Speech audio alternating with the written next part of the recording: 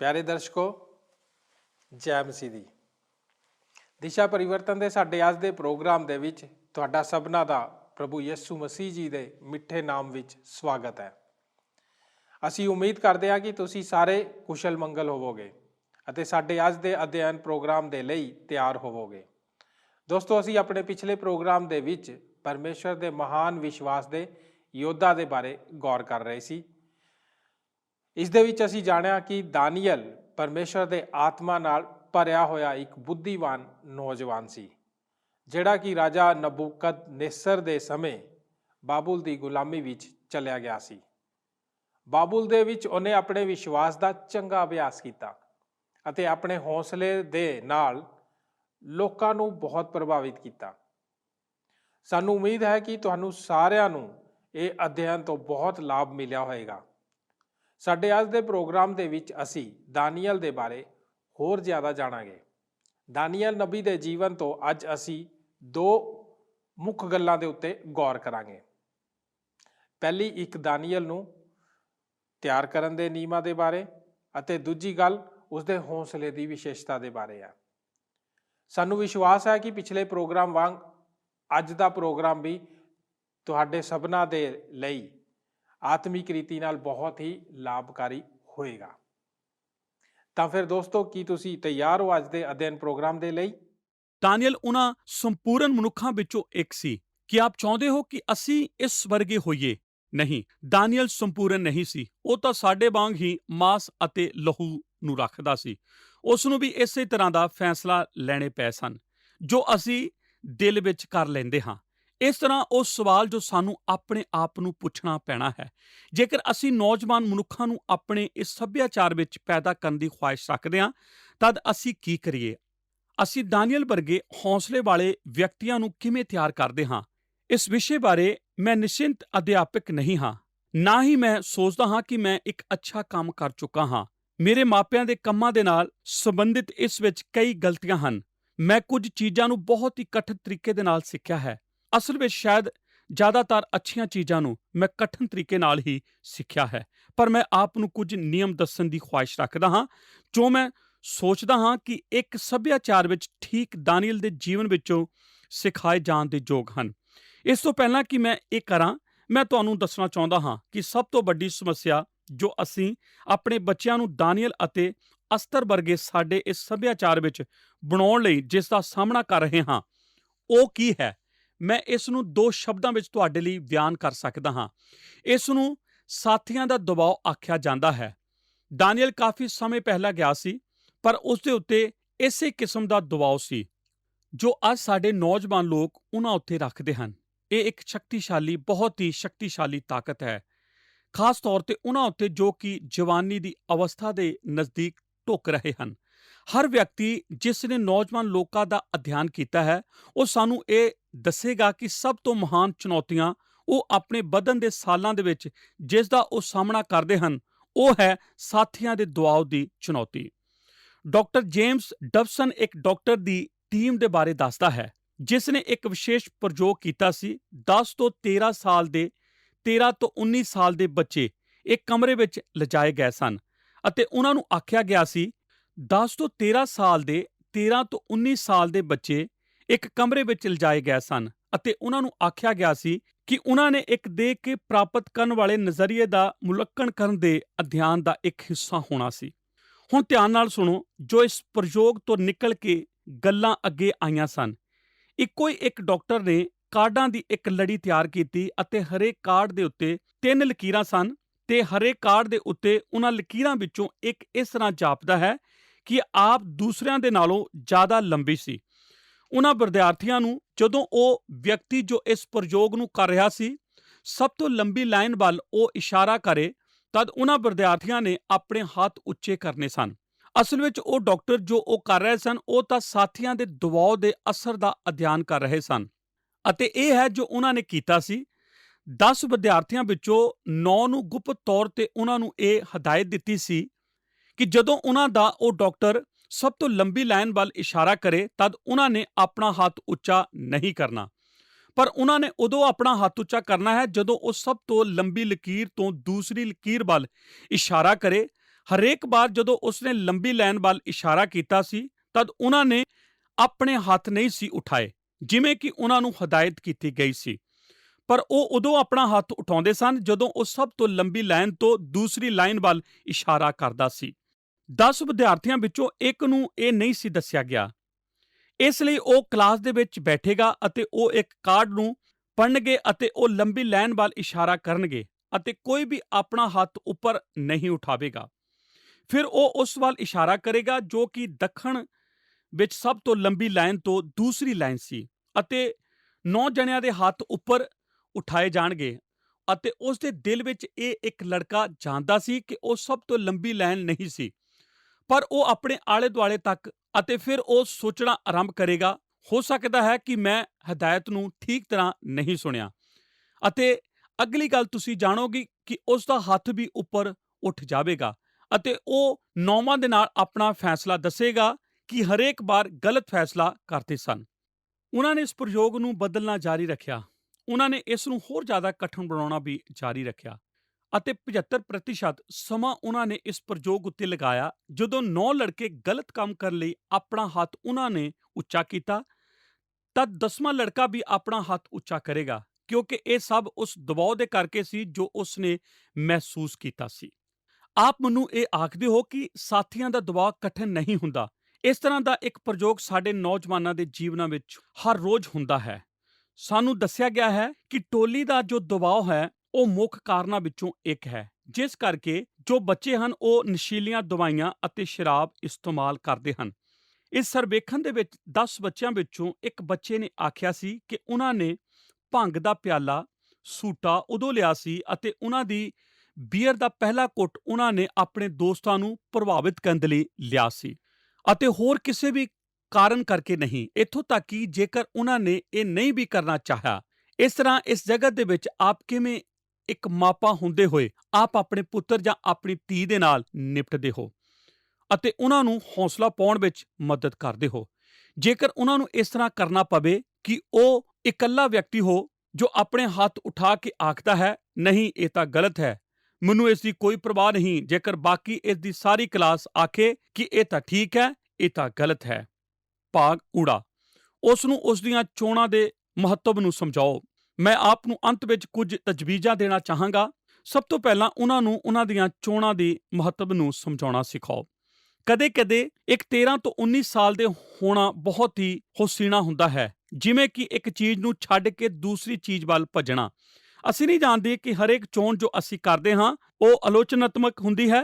ਹਰੇਕ ਚੋਣਾਂ ਜੋ ਕਿ ਪੁਰਾਣੇ ਤੇ ਨਵੇਂ ਨੇਮ ਦੇ ਇਤਿਹਾਸ ਵਿੱਚ ਕੀਤੀਆਂ ਗਈਆਂ ਸਨ, ਉਹ ਉਸ ਦਾ ਆਧਾਰ ਉਹਨਾਂ ਨੂੰ ਤਿਆਰ ਕੀਤਾ ਸੀ ਜੋ ਕਿ ਬਾਅਦ ਵਿੱਚ ਬਰਪਿਆ ਸੀ।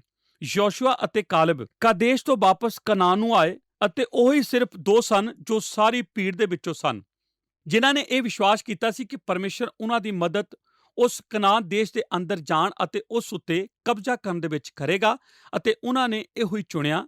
ਪਰ ਬਾਕੀ ਦੇ ਜੋ ਵਿਅਕਤੀ ਸਨ ਉਹਨਾਂ ਨੇ ਨਾ ਚੁਣਿਆ ਅਤੇ ਇਸ ਨੇ ਇਸਰਾਇਲ ਦੇ ਇਤਿਹਾਸ ਦੇ ਮਾਰਗ ਨੂੰ ਤਿਆਰ ਕੀਤਾ ਸੀ। ਇਹ ਤਾਂ ਇਸ ਤਰ੍ਹਾਂ ਸੀ ਜਿਵੇਂ ਕਿ ਪਰਮੇਸ਼ਰ ਨੇ 40 ਸਾਲ ਦੇ ਦੌਰਾਨ ਇੱਕ ਵਕਫੇ ਨੂੰ ਲਗਾਇਆ ਹੋਵੇ ਅਤੇ ਇਸਰਾਇਲ ਦੀ ਉਨਤੀ ਉਸ ਸਾਰੀ ਪੀੜ੍ਹੀ ਦੇ ਲਈ ਬਸ ਇੱਕ ਚੋਣ ਦੇ ਕਰਕੇ ਹੀ ਰੁਕ ਗਈ। ਤੁਹਾਡੇ ਵਿੱਚੋਂ ਕਿੰਨੇ ਜਾਣਦੇ ਹਨ ਕਿ ਹਰੇਕ ਵਾਰ ਜਦੋਂ ਵੀ ਅਸੀਂ ਕੋਈ ਚੋਣ ਕਰਦੇ ਹਾਂ ਤਦ ਅਸੀਂ ਇਸ ਦੇ ਵਿੱਚ ਇੱਕ ਭਿੰਨਤਾ ਲਾਉਂਦੇ ਹਾਂ ਜੋ ਕੁਝ ਸਾਡੇ ਜੀਵਨਾਂ ਵਿੱਚ ਬੀਤਣ ਜਾ ਰਿਹਾ ਹੈ। ਕਿਸੇ ਨੇ ਇਸ ਤਰ੍ਹਾਂ ਆਖਿਆ ਹੈ ਕਿ ਇਹ ਤਾਂ ਇਸ ਤਰ੍ਹਾਂ ਹੁੰਦਾ ਹੈ ਜਿਸ ਤਰ੍ਹਾਂ ਆਪ ਕਿਨਾਰੇ ਤੋਂ ਇੱਕ ਜਹਾਜ਼ ਵਿੱਚ ਬੈਠਦੇ ਹੋ ਅਤੇ ਜੇਕਰ ਆਪ ਉਸ ਦਿਸ਼ਾ ਵਿੱਚ 1% ਅੱਧ ਗਲਤੀ ਕਰੋ ਜਿਸ ਦੇ ਵਿੱਚ ਆਪ ਜਾ ਰਹੇ ਹੋ, ਤਦ ਇਹ ਬਹੁਤ ਸਾਰਾ ਫਰਕ ਪਾ ਦੇਵੇਗਾ। ਪਰ ਸ਼ੁਰੂ ਵਿੱਚ ਨਹੀਂ, ਪਰ ਜਦੋਂ ਤੁਸੀਂ ਪੱਛਮ ਦੇ ਕਿਨਾਰੇ ਉੱਤੇ ਪਹੁੰਚੋਗੇ ਤਦ ਆਪ ਕਿਸੇ ਭਿੰਨ ਸ਼ਹਿਰ ਵਿੱਚ ਪਹੁੰਚੇ ਹੋ ਸਕਦੇ ਹੋ। ਕੀ ਇਹ ਸੱਚ ਨਹੀਂ ਹੈ? C.S. ਲੂਇਸ ਨੇ ਇਸ ਤਰ੍ਹਾਂ ਆਖਿਆ ਸੀ, ਹਰੇਕ ਚੋਣ ਜੋ ਵੀ ਆਪ ਕਰਦੇ ਹੋ ਉਸ ਦੇ ਨਾਲ ਆਪ ਆਪਣੇ ਕੇਂਦਰੀ ਭਾਗ ਨੂੰ ਘੁਮਾਉਂਦੇ ਹੋ। ਜੋ ਕੁਝ ਭਿੰਨ ਨੂੰ ਚੁਣਦੇ ਹੋ ਉਸ ਨਾਲੋਂ ਜੋ ਕੁਝ ਆਪ ਇਸ ਤੋਂ ਪਹਿਲਾਂ ਸੀ ਅਤੇ ਆਪਣੇ ਜੀਵਨ ਨੂੰ ਸਮੁੱਚੇ ਤੌਰ ਤੇ ਉਸ ਦੀਆਂ ਅਣਗਿਣਤ ਚੋਣਾਂ ਦੇ ਨਾਲ ਲੈਂਦੇ ਹੋ। ਆਪਣੇ ਸਾਰੇ ਜੀਵਨ ਪਰ ਆਪ ਹੌਲੀ-ਹੌਲੀ ਇਸ ਕੇਂਦਰੀ ਚੀਜ਼ ਨੂੰ ਜਾਂ ਤਾਂ ਇੱਕ ਸਵਰਗੀ ਪ੍ਰਾਣੀ ਵਜੋਂ ਜਾਂ ਤਾਂ ਇੱਕ ਨਰਕ ਦੇ ਪ੍ਰਾਣੀ ਵਜੋਂ ਬਦਲ ਰਹੇ ਹੋ। ਹਰੇਕ ਚੋਣ ਜੋ ਆਪ ਕਰਦੇ ਹੋ, ਸਾਨੂੰ ਆਪਣੇ ਨੌਜਵਾਨ ਮਨੁੱਖਾਂ ਅਤੇ ਨੌਜਵਾਨ ਔਰਤਾਂ ਨੂੰ ਇਹ ਸਿਖਾਉਣ ਦੀ ਲੋੜ ਹੈ ਕਿ ਜੋ ਚੋਣਾਂ ਹਨ ਉਹ ਨਾਜ਼ੁਕ ਹੁੰਦੀਆਂ ਹਨ। ਕਦੇ-ਕਦੇ ਸਾਨੂੰ ਇਸ ਵਿੱਚ ਕਦਮ ਰੱਖਣਾ ਪੈਂਦਾ ਹੈ ਅਤੇ ਸਾਨੂੰ ਇਹਨਾਂ ਦੇ ਫੈਸਲਿਆਂ ਨਾਲ ਉਹਨਾਂ ਦੀ ਮਦਦ ਕਰਨੀ ਪੈਂਦੀ ਹੈ ਅਤੇ ਸਾਨੂੰ ਇਹ ਆਖਣਾ ਪੈਣਾ ਹੈ ਕਿ ਨਹੀਂ, ਇਹ ਉਹ ਚੋਣ ਨਹੀਂ ਜੋ ਕਿ ਤੁਹਾਡੇ ਲਈ ਖੁੱਲੀ ਹੈ। ਅਸੀਂ ਇਸ ਨੂੰ ਕਈ ਸਾਲਾਂ ਤੋਂ ਕਰ ਚੁੱਕੇ ਹਾਂ, ਕਿਉਂਕਿ ਇੱਕ ਚੋਣ ਇੱਕ ਜੀਵਨ ਨੂੰ ਇਸ ਤਰ੍ਹਾਂ ਟਿਕਾ ਸਕਦੀ ਹੈ ਜੋ ਇਸ ਦੇ ਉਦੇਸ਼ ਨੂੰ ਖੋ ਬੈਠਦਾ ਹੈ। ਭਾਗ ਐੜਾ, ਉਸ ਨੂੰ ਚੋਣਾਂ ਦਾ ਸਾਹਮਣਾ ਕਰਨ ਤੋਂ ਪਹਿਲਾਂ ਦ੍ਰਿੜ ਨਿਸ਼ਚੇ ਬਾਰੇ ਫੈਸਲਾ ਕਰਨ ਦਿਓ। ਦੂਸਰੀ ਗੱਲ, ਸਾਨੂੰ ਸਿਰਫ ਆਪਣੇ ਲੜਕਿਆਂ ਨੂੰ ਉਹਨਾਂ ਦੀਆਂ ਚੋਣਾਂ ਦੇ ਮਹੱਤਵ ਨੂੰ ਕਦੇ ਵੀ ਘਟੀਆ ਕਰਕੇ ਨਹੀਂ ਸਮਝਾਉਣਾ ਪੈਣਾ। ਸਾਨੂੰ ਆਪਣੇ ਬੇਟੇ ਨੂੰ ਉਸ ਦੀਆਂ ਦ੍ਰਿੜ ਨਿਸ਼ਚਿਆਂ ਬਾਰੇ ਫੈਸਲਾ ਉਸ ਦੇ ਚੋਣਾਂ ਦਾ ਸਾਹਮਣਾ ਕਰਨ ਤੋਂ ਪਹਿਲਾਂ ਉਸ ਦੀ ਮਦਦ ਕਰਨ ਦੀ ਲੋੜ ਹੈ। ਕੀ ਇਹ ਰੋਚਕ ਗੱਲ ਨਹੀਂ ਹੈ ਕਿ ਜਦੋਂ ਦਾਨੀਏਲ ਦਾ ਸਾਹਮਣਾ ਇਸ ਸਮੱਸਿਆ ਨਾਲ ਹੋਇਆ ਸੀ ਕਿ ਉਹ ਰਾਜਾ ਦੇ ਭੋਜਨ ਵਿੱਚੋਂ ਖਾਣੇ ਅਤੇ ਰਾਜੇ ਦੀ ਸ਼ਰਾਬ ਵਿੱਚੋਂ ਪੀਵੇ ਜਾਂ ਨਾ, ਉਸਨੇ ਨਹੀਂ ਸੀ ਆਖਿਆ ਕਿ ਮੈਂ ਇਸ ਦੇ ਲਈ ਇੱਕ ਹਫ਼ਤਾ ਪ੍ਰਾਰਥਨਾ ਦੇ ਵਿੱਚ ਲਗਾ ਸਕਦਾ ਹਾਂ ਜਾਂ ਫਿਰ ਕਿ ਮੈਂ ਉਸ ਸਮੇਂ ਤੋਂ ਆਪਣੀ ਕਲੀਸਿਆ ਵਿੱਚ, ਜਿਸ ਵਿੱਚ ਮੈਂ ਰਿਹਾ ਹਾਂ, ਉਸ ਦੇ ਵਿੱਚ ਲਿਖੀਆਂ ਗੱਲਾਂ ਦੀ ਕਿਤਾਬ ਨੂੰ ਦੇਖ ਸਕਦਾ ਹਾਂ। ਉਹ ਤਾਂ ਠੀਕ ਜਾਣਦਾ ਸੀ ਜੋ ਉਸਨੇ ਵਿਸ਼ਵਾਸ ਕੀਤਾ ਸੀ। ਉਸਨੇ ਪਹਿਲਾਂ ਹੀ ਇਹ ਇਰਾਦਾ ਬਣਾਇਆ ਹੋਇਆ ਸੀ ਕਿ ਉਹ ਕੀ ਕਰੇਗਾ। ਉਹ ਆਪਣੇ ਦਿਲ ਦੇ ਵਿੱਚ ਜਾਣਦਾ ਸੀ ਕਿ ਜੇਕਰ ਮੈਨੂੰ ਇਹ ਪੁੱਛਿਆ ਗਿਆ ਤਦ ਮੈਂ ਇਹ ਜਾਣਦਾ ਹਾਂ ਕਿ ਮੇਰਾ ਉੱਤਰ ਕੀ ਹੈ। ਮੈਂ ਨੌਜਵਾਨ ਲੋਕਾਂ ਨੂੰ ਕਦੇ-ਕਦੇ ਇਹ ਆਖਦਾ ਹਾਂ ਜਦੋਂ ਮੈਨੂੰ ਨੌਜਵਾਨਾਂ ਦੇ ਨਾਲ ਗੱਲ ਕਰਨ ਦਾ ਮੌਕਾ ਮਿਲਦਾ ਹੈ ਕਿ ਭਾਵ ਵਾਲੀ ਕਿਸੇ ਗੱਡੀ ਦੀ ਪਿਛਲੀ ਸੀਟ ਇਹ ਥਾਂ ਨਹੀਂ ਹੁੰਦਾ ਜਿੱਥੇ ਤੁਸੀਂ ਨੈਤਿਕਤਾ ਅਤੇ ਪਵਿੱਤਰਤਾਈ ਦੇ ਬਾਰੇ ਆਪਣੇ ਦ੍ਰਿੜ ਨਿਸ਼ਚਿਆਂ ਨੂੰ ਨਿਰਧਾਰਿਤ ਕਰੋ। ਬਿਹਤਰ ਹੈ ਕਿ ਤੁਸੀਂ ਸਮੇਂ ਤੋਂ ਪਹਿਲਾਂ ਹੀ ਜਾਣੋ ਕਿ ਤੁਸੀਂ ਕੀ ਵਿਸ਼ਵਾਸ ਕਰਦੇ ਹੋ। ਨਿਸ਼ਚਿੰਤ ਕਰੋ ਇਸ ਤੋਂ ਪਹਿਲਾਂ ਕਿ ਚੋਣਾਂ ਆਉਣ, ਤੁਹਾਡੇ ਕੁਝ ਦ੍ਰਿੜ ਨਿਸ਼ਚੇ ਤੁਹਾਡੇ ਕੋਲ ਹੋਣ। ਜੇਕਰ ਮੈਨੂੰ ਕਿਸੇ ਸਮਝੌਤੇ ਵਾਲੀ ਸਥਿਤੀ ਵਿੱਚ ਰੱਖਿਆ ਜਾਵੇ ਤਦ ਮੈਂ ਕੀ ਕਰਾਂਗਾ, ਮੈਂ ਕੀ ਆਖਾਂਗਾ, ਮੇਰੀ ਪ੍ਰਤੀਕਿਰਿਆ ਕੀ ਹੋਵੇਗੀ। ਭਾਗ ਈੜੀ, ਉਸ ਨੂੰ ਇਹ ਸਮਝਣਾ ਸਿਖਾਓ ਕਿ ਕਈ ਸਥਿਤੀਆਂ ਵਿੱਚ ਖਤਰਾ ਹੁੰਦਾ ਹੈ। ਤੀਸਰੀ ਗੱਲ, ਆਪਣੇ ਬੇਟੇ ਨੂੰ ਇਹ ਸਮਝਣਾ ਸਿਖਾਓ ਕਿ ਕਈ ਸਥਿਤੀਆਂ ਦੇ ਵਿੱਚ ਖਤਰਾ ਪਾਇਆ ਜਾਂਦਾ ਹੈ। ਤੁਹਾਡੇ ਵਿੱਚੋਂ ਕਿੰਨੇ ਇਹ ਜਾਣਦੇ ਹਨ ਕਿ ਕੋਈ ਵੀ ਆਪਣੇ ਜੀਵਨ ਨੂੰ ਨਾਸ਼ ਕਰਨਾ ਆਰੰਭ ਨਹੀਂ ਕਰਦਾ। ਕੋਈ ਵੀ ਸਵੇਰੇ ਉੱਠ ਕੇ ਇਹ ਨਹੀਂ ਆਖਦਾ ਕਿ ਅੱਜ ਉਹ ਦਿਨ ਹੈ ਜਿਸ ਵਿੱਚ ਮੈਂ ਆਪਣੀ ਜ਼ਿੰਦਗੀ ਨੂੰ ਬਰਬਾਦ ਕਰਨਾ ਆਰੰਭ ਕਰਨ ਜਾ ਰਿਹਾ ਹਾਂ। ਅਸੀਂ ਆਪਣੇ ਆਪ ਨੂੰ ਇਸ ਕਰਕੇ ਬਰਬਾਦ ਕਰਦੇ ਹਾਂ ਕਿਉਂਕਿ ਅਸੀਂ ਉਸ ਦਿਸ਼ਾ ਵਿੱਚੋਂ ਜੋ ਪਰਮੇਸ਼ਵਰ ਨੇ ਸਾਡੇ ਲਈ ਨਿਰਧਾਰਿਤ ਕੀਤੀ ਹੈ ਅਤੇ ਹੌਲੀ-ਹੌਲੀ ਅਸੀਂ ਉਸ ਮਿਆਰ ਤੋਂ ਪਰੇ ਹੋਣਾ ਆਰੰਭ ਕਰ ਦਿੰਦੇ ਹਾਂ। ਮੈਂ ਚਾਹੁੰਦਾ ਹਾਂ ਕਿ ਆਪ ਮੇਰੇ ਨਾਲ ਬਾਈਬਲ ਬਾਣੀ ਦੇ ਇੱਕ ਭਾਗ ਨੂੰ ਕਹੌਤਾਂ ਦੀ ਪੁਸਤਕ ਦੇ ਪਹਿਲੇ ਅਧਿਆਇ ਵਿੱਚੋਂ ਪੜ੍ਹੋ। ਕਹੌਤਾਂ ਪਹਿਲਾ ਅਧਿਆਇ 10 ਵਚਨ ਤੋਂ ਲੈ ਕੇ 16 ਵਚਨਾਂ ਤੱਕ। ਹੇ ਮੇਰੇ ਪੁੱਤਰ, ਜੇ ਕਦੀ ਪਾਪੀ ਤੈਨੂੰ ਫਸਲਾਏ ਤਾਂ ਤੂੰ ਉਹਨਾਂ ਦੀ ਨਾ ਮੰਨੀ। ਜੇ ਉਹ ਆਖਣ ਭਾਈ ਸਾਡੇ ਨਾਲ ਚੱਲ, ਅਸੀਂ ਖੂਨ ਕਰਨ ਦੇ ਦੌ ਲਾਈਏ, ਆਪਾਂ ਨਹੱਕੇ ਬਦੋਸ਼ਾਂ ਦੀ ਕਾਤ ਵਿੱਚ ਲੁਕ ਕੇ ਬੈਠੀਏ, ਅਸੀਂ ਉਹਨਾਂ ਨੂੰ ਪਤਾਲ ਵਾਂਗੂ ਜਿਉਂਦੇ ਹੀ ਪਛ ਲਈਏ ਅਤੇ ਸਬਤਾਂ ਉਹਨਾਂ ਵਾਂਝੂ ਜੋ ਟੋਏ ਵਿੱਚ ਉਤਰਦੇ ਹਨ। ਸਾਨੂੰ ਸਭ ਪ੍ਰਕਾਰ ਦੇ ਅਣਮੁੱਲ ਪਦਾਰਥ ਮਿਲਣਗੇ, ਅਸੀਂ ਲੁੱਟ ਦੇ ਮਾਲ ਨਾਲ ਆਪਣੇ ਘਰ ਭਰਾਂਗੇ। ਸਾਡੇ ਵਿੱਚ ਆਪਣੇ ਗੁਣ ਪਾ ਲੈ, ਸਾਡੀ ਸਭਨਾਂ ਦੀ ਇੱਕੋ ਹੀ ਥੈਲੀ ਹੋ। ਹੇ ਮੇਰੇ ਪੁੱਤਰ, ਤੂੰ ਉਹਨਾਂ ਦੇ ਸੰਗ ਉਸ ਰਾਹ ਵਿੱਚ ਨਾ ਤੁਰੀ, ਉਹਨਾਂ ਦੇ ਮਾਰਗ ਤੋਂ ਆਪਣੇ ਪੈਰ ਨੂੰ ਰੋਕੀ, ਕਿਉਂ ਜੋ ਉਹਨਾਂ ਦੇ ਪੈਰ ਬੁਰਾਈ ਵੱਲ ਨੱਠਦੇ ਅਤੇ ਖੂਨ ਕਰਨ ਨੂੰ ਫੁਰਤੀ ਕਰਦੇ ਹਨ। ਕੀ ਇਹ ਇੱਕ ਨੇਕ ਸਲਾਹ ਨਹੀਂ ਹੈ? ਲੋਕ ਕੋਲ ਆਉਂਦੇ ਹਨ, ਆਖਦੇ ਹਨ, ਹੇ ਮਨੁੱਖੋ, ਆਓ ਚਲੀਏ, ਅੱਜ ਰਾਤ ਅਸੀਂ ਕੁਝ ਮਖੌਲ ਕਰਨ ਜਾ ਰਹੇ ਹਾਂ। ਅਸੀਂ ਤਾਂ ਬਸ ਇਸ ਨੂੰ ਕਰਨ ਹੀ ਜਾ ਰਹੇ ਹਾਂ, ਸਾਡੇ ਨਾਲ ਆ ਮਿਲੋ। ਇਸ ਤਰ੍ਹਾਂ ਦੀ ਸ਼ੁਰੂਆਤ ਨਾ ਕਰੋ, ਕਿਉਂਕਿ ਆਪ ਇਸ ਦਿਸ਼ਾ ਵਿੱਚ ਆਰੰਭ ਕਰ ਦਿੰਦੇ ਹੋ ਤਦ ਇਸ ਦੇ ਵਿੱਚ ਖਤਰਾ ਗੰਭੀਰ ਹੈ। ਕਿੰਨੇ ਨੌਜਵਾਨ ਲੋਕ ਹਨ ਜਿਨ੍ਹਾਂ ਦੇ ਨਾਲ ਮੈਂ ਕਈ ਵਾਰ ਗੱਲਬਾਤ ਕਰ ਚੁੱਕਾ ਹਾਂ ਜਦੋਂ ਕਿ ਮੈਂ ਪਾਸਵਾਨ ਰਹਿ ਚੁੱਕਾ ਹਾਂ, ਜੋ ਕਿ ਮੈਨੂੰ ਇਹ ਦੱਸ ਚੁੱਕੇ ਹਨ ਕਿ ਉਹਨਾਂ ਦਾ ਉਦੇਸ਼ ਕਦੀ ਵੀ ਮੁਸੀਬਤ ਵਿੱਚ ਪੈਣ ਦਾ ਨਹੀਂ ਸੀ। ਉਹ ਤਾਂ ਬਸ ਮਜ਼ਾਕ ਕਰ ਰਹੇ ਸਨ ਅਤੇ ਹਰੇਕ ਵਾਰ ਉਹਨਾਂ ਨੂੰ ਇਸ ਦਾ ਇੱਕ ਹਿੱਸਾ ਬਣਨਾ ਪੈਂਦਾ ਸੀ। ਇਸ ਕਰਕੇ ਉਹਨਾਂ ਨੇ ਫੈਸਲਾ ਕੀਤਾ ਸੀ, ਜੀ ਹਾਂ, ਇੱਕ ਰਾਤ ਕੀ ਕਰ ਸਕਦੀ ਹੈ, ਅਤੇ ਅਚਾਨਕ ਹੀ ਇੱਕ ਰਾਤ ਨੂੰ, ਕਿਉਂਕਿ ਉਹਨਾਂ ਨੇ ਇਸ ਸਥਿਤੀ ਵਿੱਚ ਪਾਏ ਜਾਣ ਵਾਲੇ ਖਤਰੇ ਦਾ ਅੰਦਾਜ਼ਾ ਨਹੀਂ ਸੀ ਲਗਾਇਆ, ਉਹਨਾਂ ਦਾ ਸਮੁੱਚਾ ਜੀਵਨ ਬਦਲ ਗਿਆ। ਸਾਨੂੰ ਸਾਰਿਆਂ ਨੂੰ ਇਹ ਬੜੀ ਚਤੁਰਾਈ ਦੇ ਨਾਲ ਸਮਝਣਾ ਅਤੇ ਜਾਣਨ ਦੀ ਜ਼ਰੂਰਤ ਹੈ ਜਦੋਂ ਵੀ ਮੁਸੀਬਤ ਪਾਈ ਜਾਂਦੀ ਹੋਵੇ। ਆਪ ਆਖਦੇ ਹੋ ਕਿ ਸ਼ੁੱਕਰਵਾਰ ਰਾਤ ਇੱਕ ਪਾਰਟੀ ਹੈ, ਉੱਥੇ ਕੌਣ ਹੋਣ ਜਾ ਰਿਹਾ ਹੈ? ਇਹ ਠੀਕ ਇੱਥੇ ਹੀ ਪੁੱਛਣ ਵਾਲਾ ਇੱਕ ਅੱਛਾ ਸਵਾਲ ਹੈ। ਆਪ ਇਸ ਦੇ ਦੁਆਰਾ ਦੱਸ ਸਕਦੇ ਹੋ ਕਿ ਕੌਣ ਜਾ ਰਿਹਾ ਹੈ ਅਤੇ ਇਹ ਕਿਹੋ ਜਿਹੀ ਪਾਰਟੀ ਹੋਣ ਜਾ ਰਹੀ ਹੈ। ਕੀ ਆਪ ਇਸ ਤਰ੍ਹਾਂ ਨਹੀਂ ਕਰ ਸਕਦੇ? ਇਹ ਕਿੱਥੇ ਹੋਣ ਜਾ ਰਹੀ ਹੈ? ਕੀ ਮਾਪੇ ਘਰ ਰਹਿਣ ਜਾ ਰਹੇ ਹਨ? ਬਸ ਇਹੋ ਜਿਹੇ ਕੁਝ ਸਵਾਲ ਪੁੱਛੋ। ਆਪ ਆਖਦੇ ਹੋ ਪਾਸਵਾਨ ਜਾਣ ਦਿਓ, ਇਹੋ ਜਿਹੀ ਕਠੋਰਤਾ ਨਾ ਦਿਖਾਓ। ਧਿਆਨ ਨਾਲ ਸੁਣੋ, ਇਹੋ ਹੀ ਇੱਕ ਕਿਸਮ ਦੇ ਸਵਾਲ ਹਨ ਨੌਜਵਾਨ ਲੋਕੋ, ਇਹੀ ਇਸ ਕਿਸਮ ਦਾ ਸਵਾਲ ਹਨ ਜੋ ਤੁਹਾਨੂੰ ਪੁੱਛਣੇ ਚਾਹੀਦੇ ਹਨ। ਆਪ ਦੱਸ ਸਕਦੇ ਹੋ। ਅਤੇ ਜ਼ਿਆਦਾਤਰ ਸਮਾਂ ਬੱਚੇ ਆਪਣੇ ਦਿਲ ਦੇ ਵਿੱਚ ਜਾਣਦੇ ਹਨ ਕਿ ਉਹ ਜਸ਼ਨ ਕੁਝ ਜ਼ਿਆਦਾ ਠੀਕ ਨਹੀਂ ਹੋਣ ਜਾ ਰਹੇ। ਇਹ ਉਹ ਸਥਾਨ ਹੈ ਜਿੱਥੇ ਤੁਸੀਂ ਹੋਣਾ ਪਸੰਦ ਨਹੀਂ ਕਰਦੇ, ਕਿਉਂਕਿ ਕਦੇ-ਕਦੇ ਜਿਵੇਂ ਕਿ ਮੈਂ ਤੁਹਾਨੂੰ ਅਕਸਰ ਦੱਸਦਾ ਹਾਂ, ਆਪ ਛੋਟਿਆਂ ਤੋਂ ਬਚ ਸਕਦੇ ਹੋ, ਪਰ ਜੋ ਇਸ ਦੇ ਨੁਕਸਾਨ ਹਨ ਆਪ ਉਹਨਾਂ ਨੂੰ ਨਹੀਂ ਸਹਿ ਸਕਦੇ। ਆਪ ਫੈਸਲਾ ਕਰ ਸਕਦੇ ਹੋ ਕਿ ਆਪ ਕੀ ਕਰਨ ਜਾ ਰਹੇ ਹੋ, ਪਰ ਇਸ ਦੇ ਨਤੀਜਿਆਂ ਨੂੰ ਹਮੇਸ਼ਾ ਲਈ ਚੁਣ ਸਕਦੇ ਹੋ। ਭਾਗ ਸੱਸਾ, ਉਸ ਨੂੰ ਹਰ ਰੋਜ਼ ਪਰਮੇਸ਼ਰ ਉੱਤੇ ਨਿਰਭਰ ਹੋਣਾ ਸਿਖਾਓ। ਚੌਥੀ ਗੱਲ ਮੈਂ ਤੁਹਾਨੂੰ ਇਹ ਤਜਵੀਜ਼ ਦੇਣੀ ਚਾਹਾਂਗਾ ਕਿ ਆਪਣੇ ਬੇਟੇ ਨੂੰ ਇਹ ਸਿਖਾਓ ਕਿ ਕਿਵੇਂ ਹਰ ਰੋਜ਼ ਪਰਮੇਸ਼ਰ ਉੱਤੇ ਨਿਰਭਰ ਹੋਣਾ ਚਾਹੀਦਾ ਹੈ। ਮੈਂ ਆਪਣੇ ਪੂਰੇ ਦਿਲੋਂ ਇਹ ਵਿਸ਼ਵਾਸ ਕਰਦਾ ਹਾਂ ਕਿ ਇਸ ਵਿੱਚੋਂ ਲੰਘਣਾ ਅਸੰਭਵ ਹੁੰਦਾ ਹੈ। ਜੋ ਕੁਝ ਵੀ ਪਰਮੇਸ਼ਰ ਤੋਂ ਬਗੈਰ ਪਾਰ ਹੋਣ ਦੇ ਲਈ ਸਾਨੂੰ ਆਖਿਆ ਗਿਆ ਹੈ, ਸਾਡੇ ਕੋਲ ਇਸ ਵੱਲ ਮੁੜਨ ਦਾ ਸਮਾਂ ਨਹੀਂ। ਪਰ ਆਪ ਨੂੰ ਯਾਦ ਹੈ ਜਦੋਂ ਦਾਨੀਏਲ ਦੇ ਉਸ ਦੋਸਤ ਰਾਜੇ ਦੇ ਸਨਮੁਖ ਲਿਆਂਦੇ ਗਏ ਸਨ, ਕਿਉਂਕਿ ਉਹਨਾਂ ਨੇ ਉਸ ਦੇ ਬੁੱਤ ਦੇ ਅੱਗੇ ਸਿਰ ਨਹੀਂ ਸੀ ਝੁਕਾਇਆ। ਇਹ ਸਾਰਾ ਝੁਕਣਾ ਸਮੁੱਚੀ ਕੌਮ ਦੇ ਲਈ ਸੀ ਅਤੇ ਕਈ ਲੜਕੇ ਖੜੇ ਹੋ ਰਹੇ ਸਨ। ਉਹਨਾਂ ਦੇ ਲਈ ਇਹਨਾਂ ਨੂੰ ਪਾਉਣਾ ਕਠਨ ਨਹੀਂ ਸੀ। ਸਿਰਫ ਉਹੀ 3 ਖੜੇ ਸਨ। ਉਹਨਾਂ ਨੂੰ ਅੱਗ ਦੀ ਬਲਦੀ ਭੱਠੀ ਦੇ ਵਿੱਚ ਸੁੱਟਿਆ ਜਾਣ ਵਾਲਾ ਸੀ। ਉਹਨਾਂ ਨੂੰ ਯਾਦ ਹੈ ਉਹਨਾਂ ਨੇ ਕੀ ਆਖਿਆ ਸੀ। ਉਹਨਾਂ ਨੇ ਆਖਿਆ, ਸਾਨੂੰ ਇਸ ਦੀ ਕੋਈ ਪਰਵਾਹ ਨਹੀਂ। ਜੇਕਰ ਤੁਸੀਂ ਸਾਨੂੰ ਅੱਗ ਦੀ ਬਲਦੀ ਭੱਠੀ ਦੇ ਵਿੱਚ ਸੁੱਟਣਾ ਚਾਹੁੰਦੇ ਹੋ, ਸਾਡਾ ਪਰਮੇਸ਼ਰ ਸਾਨੂੰ ਛੁਡਾ ਸਕਦਾ ਹੈ, ਅਤੇ ਜੇਕਰ ਉਹ ਸਾਨੂੰ ਛੁਡਾਵੇ ਬਹੁਤ ਅੱਛਾ ਹੈ, ਅਤੇ ਜੇਕਰ ਉਹ ਨਾ ਛੁਡਾਵੇ ਫਿਰ ਵੀ ਬਹੁਤ ਅੱਛਾ ਹੈ। ਅਸੀਂ ਕੁਝ ਵੀ ਅਜਿਹਾ ਨਹੀਂ ਕਰਨ ਜਾ ਰਹੇ, ਬਲਕਿ ਅਸੀਂ ਤਾਂ ਆਪਣੇ ਪਰਮੇਸ਼ਰ ਦੀ ਸੇਵਾ ਕਰਾਂਗੇ। ਅਤੇ ਇੱਕੋ ਹੀ ਚੀਜ਼ ਜੋ ਇਸ ਭੱਠੀ ਦੇ ਵਿੱਚ ਬਲ ਰਹੀ ਸੀ, ਉਹ ਤਾਂ ਉਹ ਰੱਸੀਆਂ ਸਨ ਜਿਨ੍ਹਾਂ ਦੇ ਨਾਲ ਉਹਨਾਂ ਨੂੰ ਬੰਨ੍ਹਿਆ ਗਿਆ ਸੀ। ਉਹ ਫਤਿਹਮੰਦ ਹੋ ਕੇ ਬਾਹਰ ਆਏ ਸਨ ਕਿਉਂਕਿ ਪਰਮੇਸ਼ਰ ਉਹਨਾਂ ਦੇ ਨਾਲ ਸੀ। ਤੁਹਾਡੇ ਵਿੱਚੋਂ ਕਿੰਨੇ ਜਾਣਦੇ ਹਨ ਕਿ ਪਰਮੇਸ਼ਰ ਉਹਨਾਂ ਦੇ ਨਾਲ ਹਰ ਰੋਜ਼ ਹੋਵੇਗਾ? ਜਦੋਂ ਤੁਸੀਂ ਸਕੂਲ ਜਾਂਦੇ ਹੋ, ਜਦੋਂ ਤੁਸੀਂ ਕਾਲਜ ਜਾਂਦੇ ਹੋ, ਅਤੇ ਜਦੋਂ ਤੁਸੀਂ ਕੰਮ ਕਰਨ ਜਾਂਦੇ ਹੋ, ਪਰਮੇਸ਼ਰ ਤੁਹਾਡੇ ਨਾਲ ਹੋਵੇਗਾ। ਉਹ ਤੁਹਾਡੀ ਮਦਦ ਕਰੇਗਾ। ਭਾਗ ਹਾਹਾ, ਉਸ ਨੂੰ ਇਹੋ ਜਿਹੇ ਦੋਸਤ ਉਸਾਰਨਾ ਸਿਖਾਓ ਜੋ ਉਸ ਦੇ ਨਾਲ ਜੁੜੇ ਰਹਿਣ। ਪੰਜਵੀਂ ਗੱਲ, ਆਪਣੇ ਪੁੱਤਰ ਨੂੰ ਇਹੋ ਜਿਹੇ ਦੋਸਤ ਉਸਾਰਨ ਦੇ ਲਈ ਉਤਸ਼ਾਹਿਤ ਕਰੋ ਜੋ ਉਸ ਦੇ ਨਾਲ ਜੁੜੇ ਰਹਿਣਗੇ। ਮੈਂ ਤੁਹਾਨੂੰ ਦੱਸਣਾ ਚਾਹੁੰਦਾ ਹਾਂ, ਇੱਕ ਨੇਕ ਦੋਸਤ ਰੱਖਣ ਦਾ ਬਸ ਇਸ ਦੇ ਵਿੱਚ ਇੱਕ ਵੱਡਾ ਹੌਸਲਾ ਪਾਇਆ ਜਾਂਦਾ ਹੈ। ਮੈਂ ਬਾਈਬਲ ਦੇ ਵਿੱਚ ਇਹ ਗੌਰ ਕੀਤਾ ਹੈ ਕਿ ਕਈ ਵਾਰ ਉਤਸ਼ਾਹਪੂਰਨ ਲੋਕ 2 ਹੋ ਕੇ ਰਹੇ ਹਨ। ਕੀ ਆਪ ਕਦੇ ਇਹ ਗੌਰ ਕੀਤਾ ਹੈ? ਪਲੂਸ ਅਤੇ ਸਿਲਾਸ, ਦਾਊਦ ਅਤੇ ਜੋਨਾਥਨ, ਬਸ ਬਾਈਬਲ ਦੇ ਵਿੱਚ ਦੇਖਦੇ ਜਾਓ ਅਤੇ ਉਹਨਾਂ ਸਾਰੇ ਨੌਜਵਾਨਾਂ ਨੂੰ ਲਿਖਦੇ ਜਾਓ ਜਿਨ੍ਹਾਂ ਨੇ ਪ੍ਰਭੂ ਦੀ ਸੇਵਾ ਕਰਦੇ ਇਕੱਠੇ ਕੰਮ ਕੀਤਾ ਸੀ। ਇੱਕ ਪ੍ਰਯੋਗ ਦੇ ਬਾਰੇ ਮੈਂ ਕੁਝ ਪਲ ਪਹਿਲਾਂ ਤੁਹਾਨੂੰ ਦੱਸਿਆ ਸੀ ਜੋ ਕਿ ਉਹਨਾਂ ਲਕੀਰਾਂ ਦੇ ਨਾਲ ਸੰਬੰਧਿਤ ਸੀ ਕਿ ਡਾਕਟਰ ਡੌਬਸਨ ਨੇ ਆਪਣੀਆਂ ਪੁਸਤਕਾਂ ਦੇ ਵਿੱਚ ਕਲਮਬੰਦ ਕੀਤਾ ਹੈ। ਉਹ ਵਾਪਸ ਗਏ ਅਤੇ ਉਹਨਾਂ ਦੁਬਾਰਾ ਉਹ ਪ੍ਰਯੋਗ ਕੀਤਾ। ਤਦ 10 ਦੇ ਵਿੱਚੋਂ 2 ਹੈ ਸਨ ਅਤੇ ਉਹਨਾਂ ਨੇ ਪਾਇਆ ਕਿ ਸਿਰਫ ਇੱਕ ਸਾਥੀ ਨੇ ਠੀਕ ਕੰਮ ਕਰਨ ਦੇ ਪ੍ਰਤੀਸ਼ਤ ਦੇ ਅਨੁਪਾਤ ਨੂੰ 30% ਲਗਭਗ ਵਧਾ ਦਿੱਤਾ ਸੀ।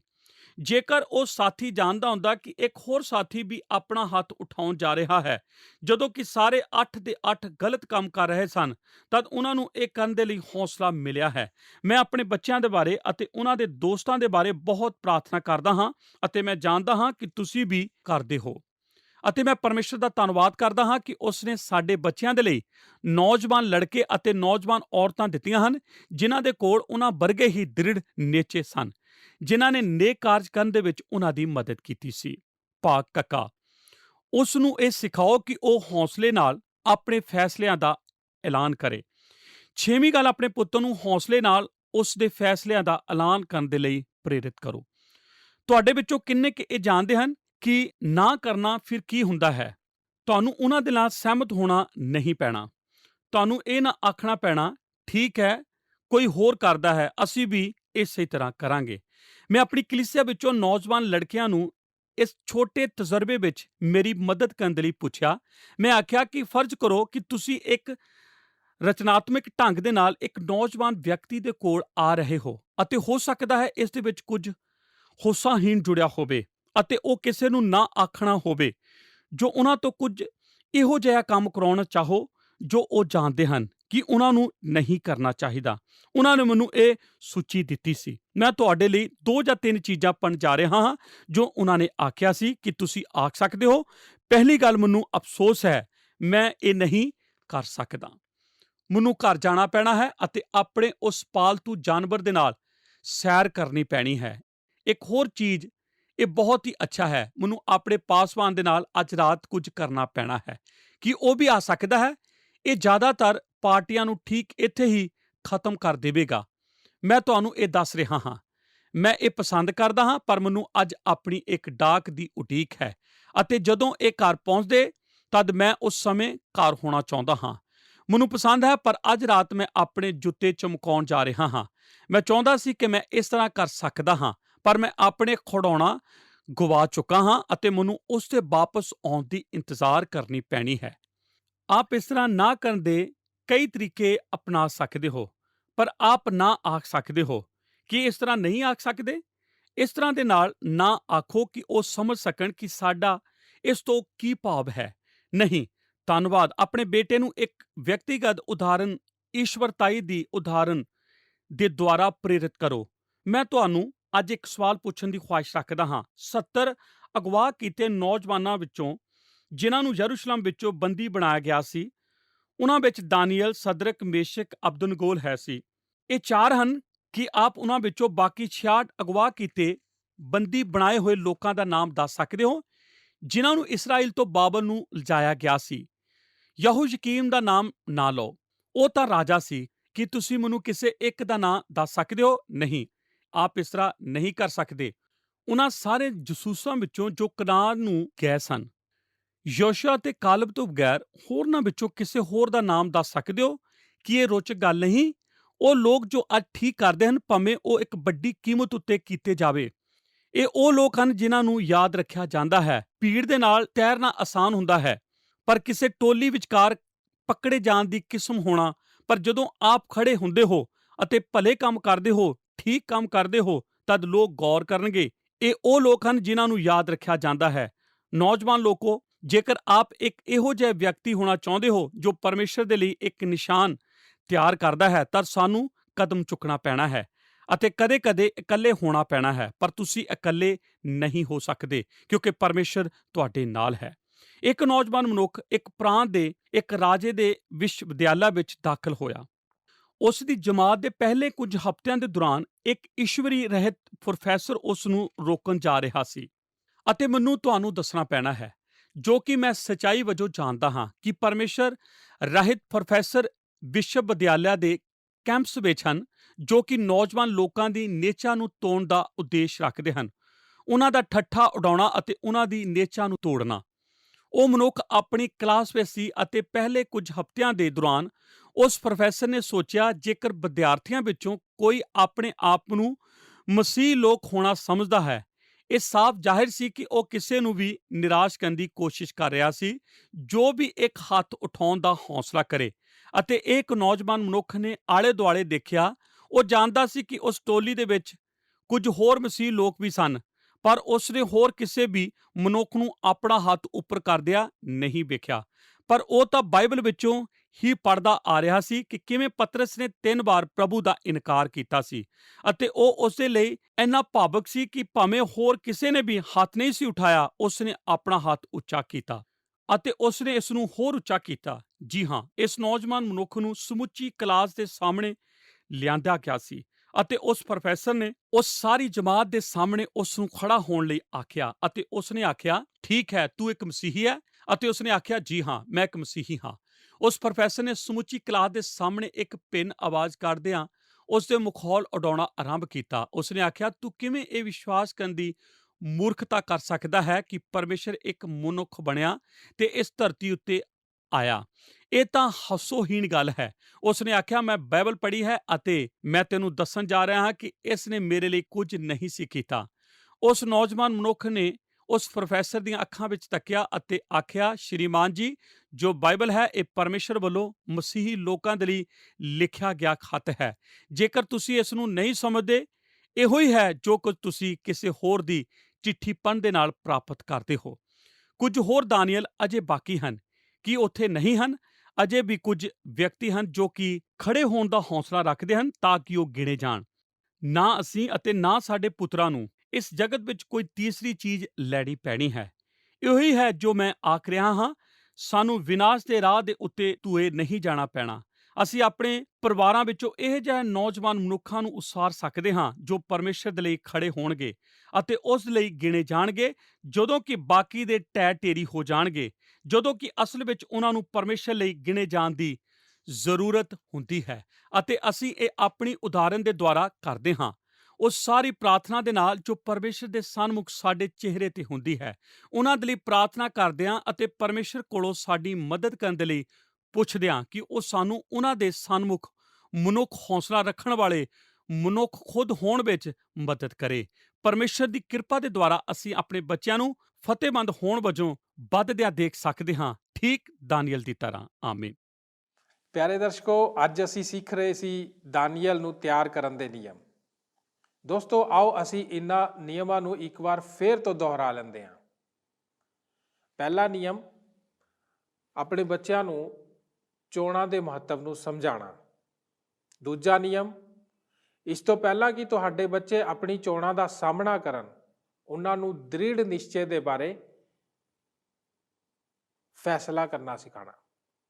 ਤੀਸਰਾ ਨਿਯਮ, ਆਉਣ ਵਾਲੇ ਖਤਰੇ ਤੋਂ ਆਗਾਹ ਕਰਦੇ ਹੋਏ ਉਹਨਾਂ ਦਾ ਸਾਹਮਣਾ ਕਰਨ ਦੇ ਲਈ ਉਹਨਾਂ ਨੂੰ ਤਿਆਰ ਰਹਿਣ ਲਈ ਸਿਖਾਉਣਾ। ਚੌਥਾ ਨਿਯਮ, ਉਹਨਾਂ ਨੂੰ ਪਰਮੇਸ਼ਵਰ ਦੇ ਉੱਤੇ ਭਰੋਸਾ ਕਰਨਾ ਸਿਖਾਉਣਾ। ਪੰਜਵਾਂ ਨਿਯਮ, ਇਹੋ ਜਿਹੇ ਦੋਸਤਾਂ ਨੂੰ ਉਸਾਰਨਾ ਜਿਹੜੇ ਕਿ ਹਮੇਸ਼ਾ ਉਹਨਾਂ ਦੇ ਨਾਲ ਜੁੜੇ ਰਹਿਣ। ਛੇਵਾਂ ਅਤੇ ਆਖਰੀ ਨਿਯਮ, ਆਪਣੇ ਫੈਸਲਿਆਂ ਦਾ ਐਲਾਨ ਹੌਸਲੇ ਅਤੇ ਉਤਸ਼ਾਹ ਦੇ ਨਾਲ ਕਰਨਾ। ਦੋਸਤੋ, ਕਿਸੇ ਵੀ ਮਸੀਹੀ ਵਿਅਕਤੀ ਨੂੰ ਇਸ ਸੰਸਾਰ ਦੇ ਵਿੱਚ ਹੌਸਲੇ ਦੀ ਬਹੁਤ ਜ਼ਰੂਰਤ ਹੁੰਦੀ ਹੈ।